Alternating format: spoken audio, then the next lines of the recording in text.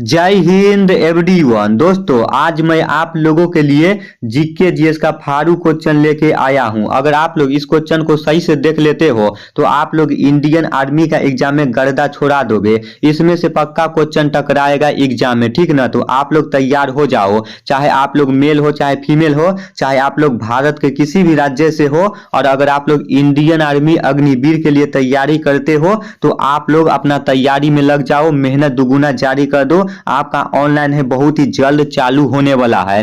तो दोस्तों मैं डायरेक्ट क्वेश्चन की तरफ चलता हूं। आज मैं आप लोगों को 20 क्वेश्चन बताऊंगा।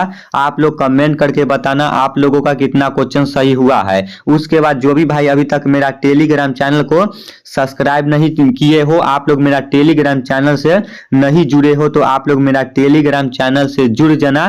टेलीग्राम चैनल का लिंक है वीडियो के डिस्क्रिप्शन में डाल दिए हैं। आपको टेलीग्राम चैनल पर भर्ती से रिलेटेड हर एक नोटिफिकेशन मिलता रहेगा, ठीक ना। तो दोस्तों आपका फर्स्ट क्वेश्चन है, नई मुद्रा यूरो किस वर्ष में प्रारंभ की गई थी? 1996 ईस्वी, 1967 ईस्वी, 1998 ईस्वी, 1999 ईस्वी। तो आपका राइट आंसर हो जाएगा ऑप्शन नंबर डी, 1999 ईस्वी में की गई थी। नई मुद्रा यूरो किस वर्ष में प्रारंभ की गई थी? 1999 ईस्वी में की गई थी। आपका राइट आंसर हो जाएगा। 2 नंबर आपका क्वेश्चन है, गोबर गैस का प्रमुख अवयव क्या है? Methane, ethane, propane, chlorine. तो आपका राइट आंसर हो जाएगा ऑप्शन नंबर ए, मीथेन हो जाएगा।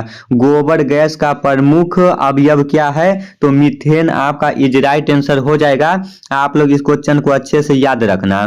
3 नंबर आपका क्वेश्चन है, दामोदर घाटी निगम की स्थापना कब हुई थी? दामोदर घाटी निगम की स्थापना कब हुई थी? 1943 ईस्वी, 1948 ईस्वी, 1956 ईस्वी, 1998 ईस्वी। तो आपका राइट आंसर हो जाएगा ऑप्शन नंबर बी, 1948 ईस्वी में हुई थी। दामोदर घाटी निगम की स्थापना कब हुई थी? 1948 ईस्वी में हुई थी। आपका इज राइट आंसर हो जाएगा। 4 नंबर आपका क्वेश्चन है, निम्नलिखित में से अंतर्देशीय नदी बंदरगाह कौन सा है? कोलकाता, मुंबई, चेन्नई, उत्तराखंड।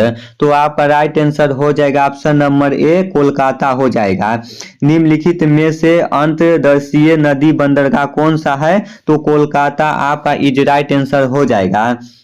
5 नंबर आपका क्वेश्चन है, प्रकाश ऊर्जा को विद्युत ऊर्जा में बदलता है। प्रकाश ऊर्जा को विद्युत ऊर्जा में बदलता है डायनेमो से, सौर सेल से, विद्युत सेल से, इनमें से कोई नहीं। तो आपका राइट आंसर हो जाएगा ऑप्शन नंबर बी, सौर सेल, ठीक ना। आप लोग इस क्वेश्चन को अच्छे से याद रखना। 6 नंबर आपका क्वेश्चन है, नेपाल का राष्ट्रीय पशु क्या है? नेपाल का राष्ट्रीय पशु क्या है? हिरण, भैंस, गाय, घोड़ा। तो आपका राइट आंसर हो जाएगा ऑप्शन नंबर सी, गाय हो जाएगा। नेपाल का राष्ट्रीय पशु क्या है? तो गाय आपका इज राइट आंसर हो जाएगा। आप लोग इस क्वेश्चन को याद रखना। 7 नंबर आपका क्वेश्चन है, धान के खेत में से निकलने वाली गैस कौन सी है? धान के खेत में से निकलने वाली गैस कौन सी है? इथेन, प्रोपेन, मीथेन, इनमें से कोई नहीं। तो आपका राइट आंसर हो जाएगा ऑप्शन नंबर सी, मीथेन हो जाएगा, मीथेन हो जाएगा।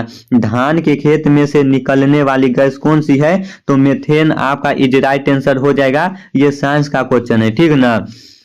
उसके बाद 8 नंबर आपका क्वेश्चन है, कैबिनेट मिशन भारत कब आया था? कैबिनेट मिशन भारत कब आया था?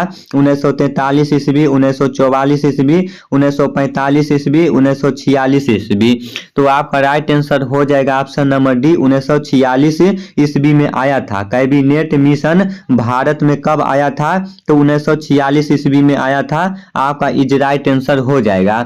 9 नंबर आपका क्वेश्चन है, भारत के निम्नलिखित में से किस राज्य में दुनिया का एकमात्र तैरता हुआ पार्क है? आपके सामने चार ऑप्शन है, मेघालय, मणिपुर, त्रिपुरा, असम। तो आपका राइट आंसर हो जाएगा ऑप्शन नंबर बी, मणिपुर हो जाएगा। भारत के निम्नलिखित में से किस राज्य में दुनिया का एकमात्र तैरता हुआ पार्क है? तो मणिपुर आपका इज राइट आंसर हो जाएगा। 10 नंबर आपका क्वेश्चन है, असहयोग आंदोलन कब समाप्त हुआ था? असहयोग आंदोलन कब समाप्त हुआ था? 1930 ईस्वी में, 1935 ईस्वी में, 1922 ईस्वी में, 1920 ईस्वी में। आपका राइट आंसर हो जाएगा ऑप्शन नंबर सी, 1922 ईस्वी में हुआ था समाप्त। असहयोग आंदोलन कब समाप्त हुआ था? 1922 ईस्वी में समाप्त हुआ था। आपका इज राइट आंसर हो जाएगा। 11 नंबर आपका क्वेश्चन है, असहयोग आंदोलन शुरू कब हुआ था? असहयोग आंदोलन शुरू कब हुआ था? 1922 ईस्वी, 1990 ईस्वी, 1920 ईस्वी, इनमें से कोई नहीं। तो आपका राइट आंसर हो जाएगा ऑप्शन नंबर सी, 1920 ईस्वी आपका इज राइट आंसर हो जाएगा। असहयोग आंदोलन शुरू कब हुआ था? 1920 ईस्वी में हुआ था। और असहयोग आंदोलन समाप्त कब कब हुआ था? तो 1922 ईस्वी में हुआ था। ठीक ना?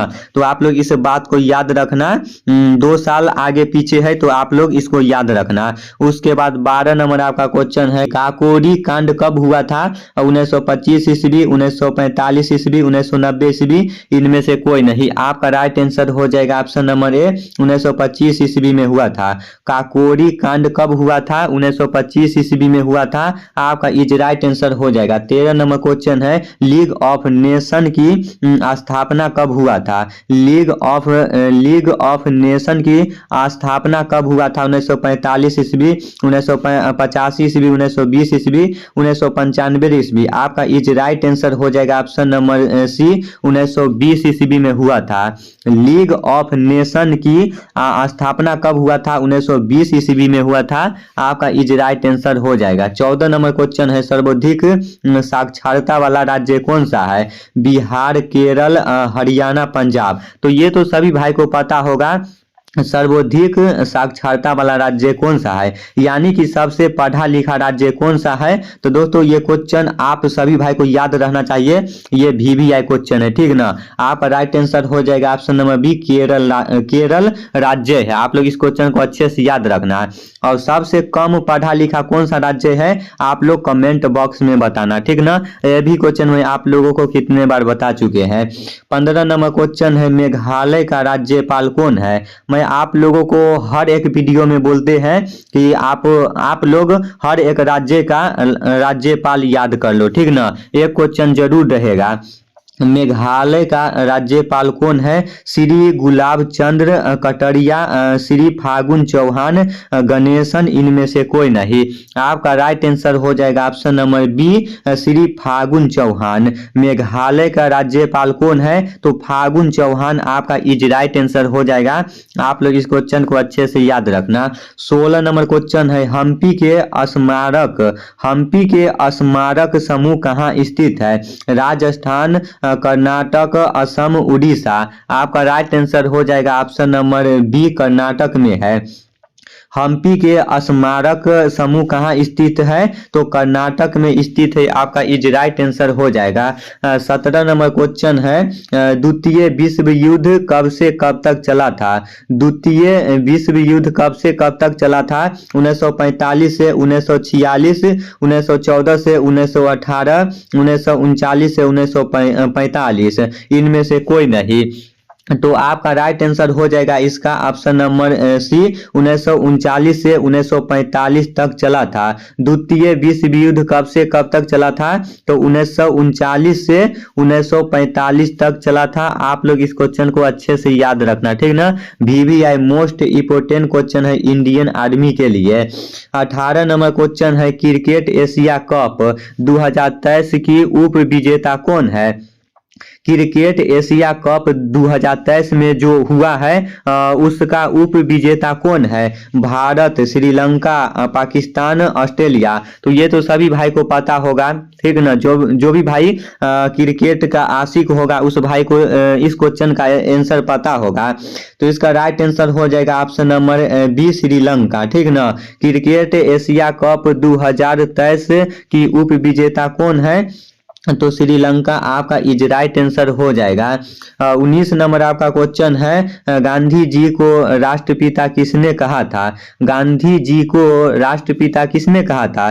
सुभाष चंद्र बोस, रविंद्रनाथ टैगोर, बाल गंगाधर तिलक, इनमें से कोई नहीं। आपका राइट आंसर हो जाएगा option number A, Subhash Chandra Bose. Gandhi ji को राष्ट्रपिता किसने कहा था? तो सुभाष चंद्र बोस ने कहा था। आपका इज राइट आंसर हो जाएगा। 20 क्वेश्चन है आपका। 20 नंबर क्वेश्चन है, किस शहर में पहले ओलंपिक खेल हुआ था? किस शहर में सबसे पहले ओलंपिक खेल हुआ था? एथेंस, सियोल, मिजोरम, इनमें से कोई नहीं। तो आपका राइट आंसर हो जाएगा ऑप्शन नंबर ए, एथेंस में हुआ था। किस शहर में पहले ओलंपिक खेल हुआ था? एथेंस में हुआ था। आपका इज राइट आंसर हो जाएगा option number A. Option number A, आप लोग इस क्वेश्चन को अच्छे से याद रखना। लास्ट क्वेश्चन है 21 नंबर क्वेश्चन है, वाटर पोलो में एक पक्ष में कितने खिलाड़ी होते हैं? वाटर पोलो में एक पक्ष में कितने खिलाड़ी होते हैं? 11, 7, 3, 5। तो आपका राइट आंसर हो जाएगा ऑप्शन नंबर बी, 7 होते हैं। वाटर पोलो में एक पक्ष में कितने खिलाड़ी होते हैं? तो 7 होते हैं। आपका इज राइट आंसर हो जाएगा। दोस्तों आप लोग इस क्वेश्चन को अच्छे से याद कर लेना, ठीक ना। इसमें से पक्का क्वेश्चन टकराएगा इंडियन आर्मी का एग्जाम में। तो आप लोग कमेंट करके बताना आप लोगों का कितना क्वेश्चन सही हुआ है 21 में से। तो आप लोग इस चैनल को सब्सक्राइब कर लेना ताकि इसी तरह VVI most important question GK GS का मिलता रहेगा, ठीक ना। तो आज का क्लास कैसा लगा आप लोग कमेंट बॉक्स में बताना। तो मैं फिर नेक्स्ट वीडियो में आता हूँ नेक्स्ट क्वेश्चन VVI लेके इसी तरह। तब तक आप लोग इस चैनल से बने रहे।